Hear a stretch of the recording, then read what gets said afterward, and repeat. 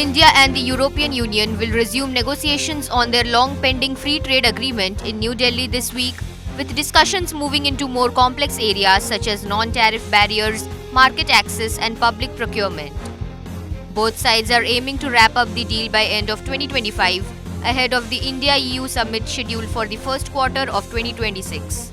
The 13th round of FTA talks will begin on September 8, followed by high-level visits from EU Trade Commissioner Maros Sefcovic and Agriculture Commissioner Christoph Hansen.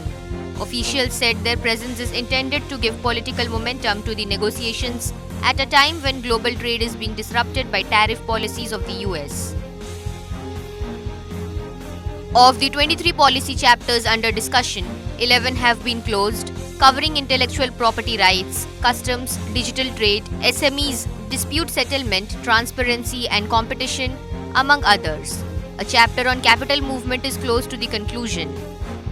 The focus now is on more contentious areas such as technical barriers to trade, sanitary and phytosanitary issues, rules of origin and public procurement. Progress has also been made on services and investment offers exchanged in July, with both sides working to strike a balance.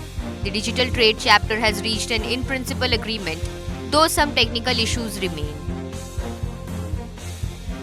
India has clearly marked its red lines, keeping rice, sugar and dairy outside the FTA framework.